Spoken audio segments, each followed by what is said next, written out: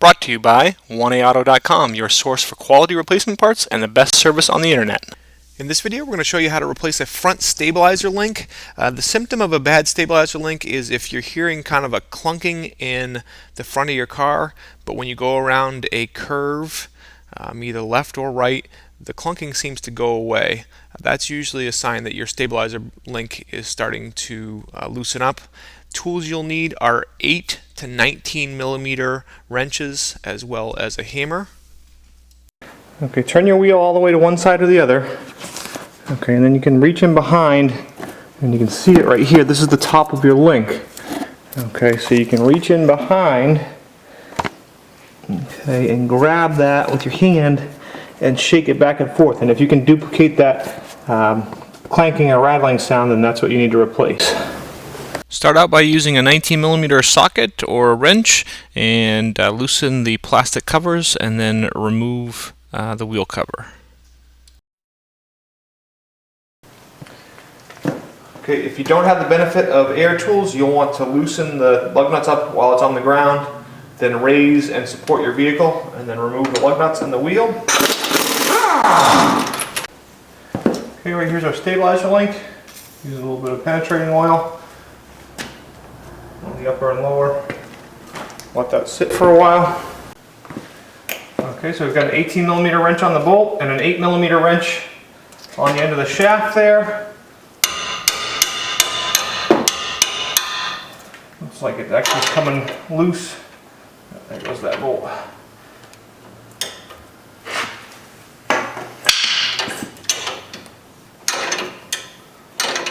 Get that started.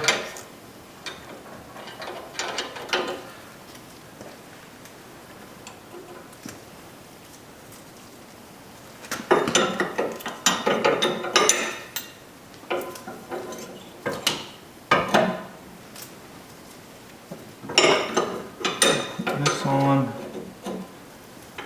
there, and I'm going to put this one on down there. And same thing.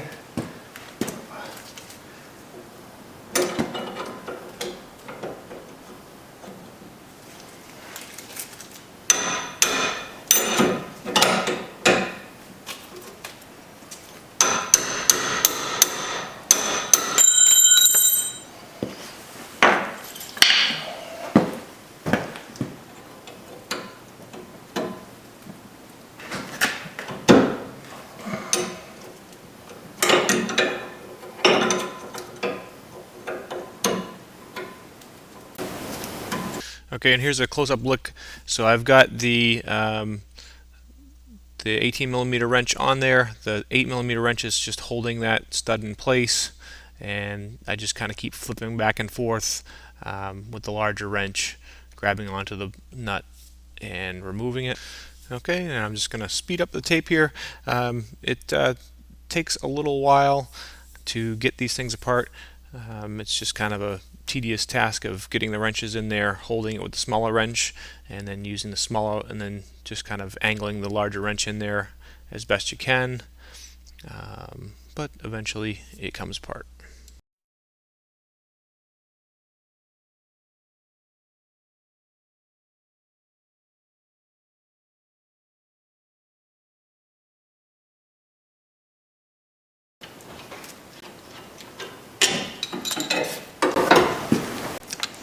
Okay, a new link from 1AAuto. It's a little bit different, but it actually makes it easier to install. You'll need a 15 millimeter wrench to hold this on that side, and then a 19 millimeter socket and ratchet to put the bolt on.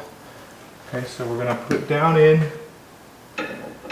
just like it mounts in just like your original.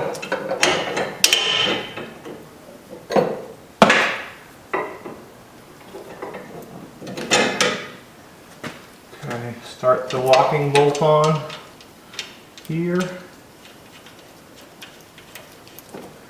we'll start the locking bolt on down here.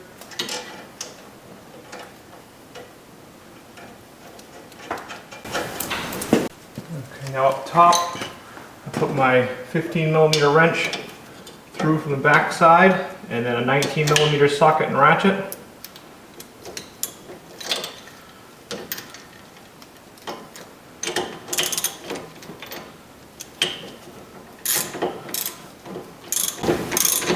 I'll just speed it up as I tighten up with the ratchet, and you want to get it nice and tight, probably about 40 to 45 foot-pounds. Okay, and then continuing on down to the lower, it's kind of the same as taking it apart. You really can't get a wrench in there or a ratchet in there, so you just have to use a wrench. So I use the 15mm wrench to hold the stud, and then a 19mm wrench to tighten up the nut, and it just takes a little while. And then again, tighten it up between 40 to 45 foot-pounds.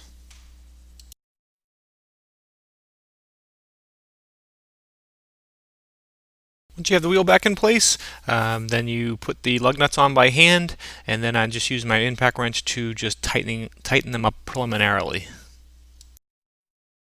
Okay, now with the vehicle on the ground, torque the lug nuts to 100 pounds using a star pattern. Now put your wheel cover back on. There is a hole for the valve stem. Then use a socket to tighten up the retainers. We hope this helps you out. Brought to you by www.oneauto.com, your source for quality replacement parts and the best service on the internet. Please feel free to call us toll-free 888-844-3393. We're the company that's here for you on the internet and in person.